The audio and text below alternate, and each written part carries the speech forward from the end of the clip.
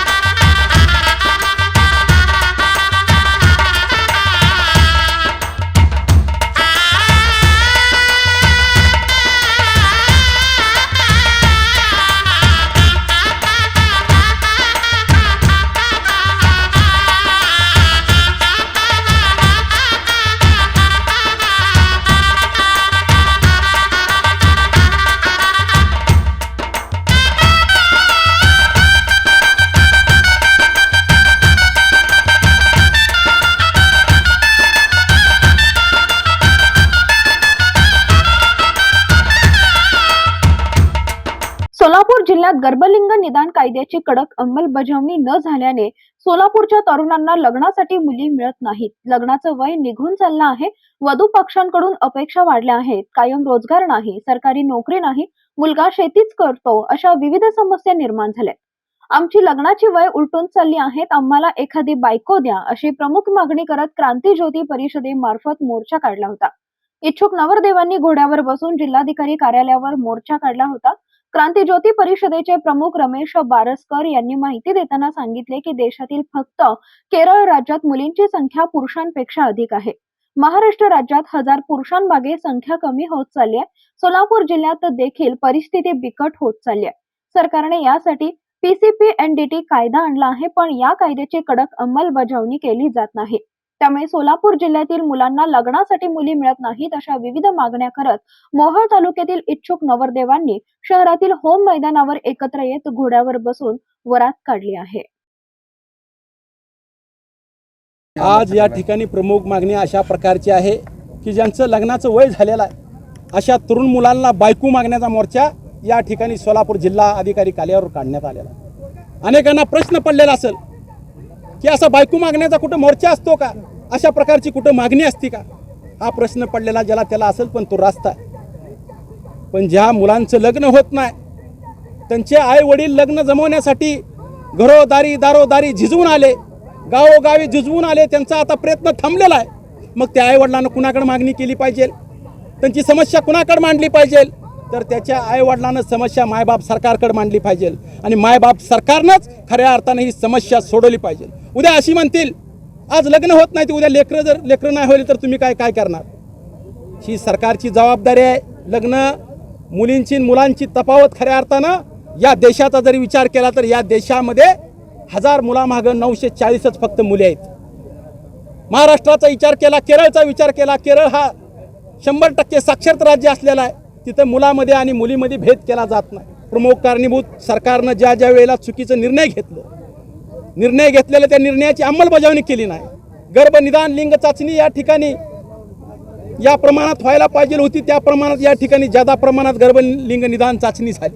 सोनोग्राफीच्या मिशनीमुळं मुलगी पाहिजे का मुलगा पाहिजे, मुलगीला कुणी पसंती दिली नाही, मुलालाच पसंती दिलेली आहे. मागं सर्वे केला होता, एका दिवसामध्ये 800 मुली या ठिकाणी सोनोग्राफीच्या ह्याच्यामध्ये आढळल्या होत्या आणि 799 मुलीनं त्या ठिकाणी मुलींच्या आईवडिलांनी ते गर्भपात केला. एकच फक्त मुलीनं स्वीकारलं. सांगण्याचं तात्पर्य एवढंच आहे की या महाराष्ट्रामध्ये मुलामध्ये आणि मुलीमध्ये तफावत झाल्यामुळं आज मुलांना लग्नाला मुली मिळत नाही. त्या मुलं भरकटून चालली, व्यसनाधीन चालली, आई वडिलांना अटॅक यायला लागला, शुगर व्हायला लागली, बीपी व्हायला लागली. आमची प्रमुख मागणी हेच आहे की या सरकारनं जे सर्व गर्भनिदान लिंग चाचणी थांबवली पाहिजे, मुलींना जन्म दिला पाहिजे, याच्यासाठी सरकारनं कार्यक्रम हातामध्ये घेतला पाहिजे. ज्या मुलांची लग्न होत नाही त्या मुलांसाठी खऱ्या अर्थानं आमचं एवढंच मागणं आहे की रस्त्यावर खड्डा पडलेला आहे, सरकारनं बुजवायचा आहे. ते कसा बुजवायचा आहे, मातीनं बुजवायचा का, मुरमानं बुजवायचा का, डांबरीनं बुजवायचा का, कॉन्क्रीटनं बुजवायचा, ते सरकारचं काम आहे. फक्त आमचं काम एवढंच आहे की त्यांच्या लक्षामध्ये आणून द्यायला लागला की 1000 मुलामागं 889 मुली या महाराष्ट्रात आहेत. येणाऱ्या भविष्य 5, 10, 15, 20 वर्षात कशा प्रकारची परिस्थिती निर्माण होईल त्यावेळेला किती जर विचार केला तर कायदा व सुव्यवस्था, लॉ अँड ऑर्डर त्यांना सांभाळता येणार नाही. त्यामुळं आत्ताच अजून वेळ गेलेली नाही. या सरकारने याच्याबद्दल गंभीर झालं पाहिजे आणि गंभीरतेने पावलं उचलून खऱ्या अर्थाने यातनं प्रश्न सोडवला पाहिजे, अशा प्रकारची मागणी आमची. माझं तात्पर्य मोर्चाला येण्याचं असं आहे की आज मी 5-6 माणसं सांभाळतो कामाची, बिगारी गोरगरीब कामगार आहेत माझ्याकडं. तर माझं तात्पर्य असं आहे की मोर्चाला सामील होण्याचं, की त्यांनाही मुलगी मिळावं त्यासाठी चेअरमनच्या मोर्चासाठी मी सहभागी झालेलो आहे. आणि माझे कामगार आहेत त्यांचं वय आहे कमीत कमी 26-27 या रेंजमध्ये गेलेले आहेत. तरी त्यांनी भरपूर असा प्रयत्न करतात की ह्यांची हातावरली पोट आहे त्यांची. तर भरपूर दिवसापासून वयाच्या 20 वयापासून ते मुलगी शोधतायत. आता 26-27. तर गोरगरिबांनी कमवायचं काय आणि मुली बघण्यासाठी पैसे घालवायचे किती, यासाठी खरं तर त्यांच्यासमोर हा प्रश्न उभा राहतो. यासाठी आज मी ह्या मोर्चाला आलेलो आहे. माझं नाव विशाल तुकाराम माळे. मी सध्याला 4 वर्ष झाले मुलगी शोधत आहे. पण मुलीच्या अपेक्षा आहेत की मुलाला शेती कमी आहे, मुलगा काम करून म्हणजे नोकरी करतो, कमी प्रमाणाने नोकरी आहे आणि मुलाला शेती कमी असल्यामुळे मुलींची अपेक्षा जास्त आहेत की मुलगा नोकरदार पाहिजे, शहरात राहणारा पाहिजे आणि शेती जास्त पाहिजे, 10-15 एकर शेती अशा अपेक्षा वाढल्या आहेत. त्यामुळे माझं वय 28 आहे.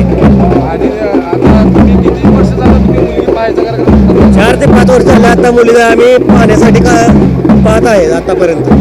आज ज्योती क्रांती परिषद महाराष्ट्र प्रदेशच्या वतीनं सोलापूर जिल्हा अधिकारी कार्यालयावरती आमचे नेते रमेश बारसकर साहेब यांच्या संकल्पनेतून अनोखा आणि आगळा वेगळा मोर्चा आज या ठिकाणी कलेक्टर ऑफिसवरती आम्ही घेऊन आलेलो आहोत. या महाराष्ट्र राज्यामध्ये माझ्यासारख्या कित्येक तरुण शिक्षण घेऊन देखील या ठिकाणी नोकरीचा प्रश्न निर्माण झालेला आहे आणि नोकरी नसल्यामुळे या ठिकाणी छोकरीचा देखील प्रश्न खऱ्या अर्थाने या ठिकाणी आमच्या डोक्यावरती घोंगावत आहेत.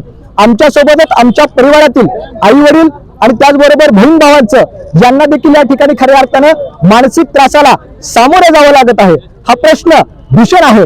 महाराष्ट्रामध्ये सरकारनं जर याबद्दल सर्वे केला तर त्यांच्या लक्षात येईल की मुलांच्या पाठीमागं मुलींची संख्या किती आहे.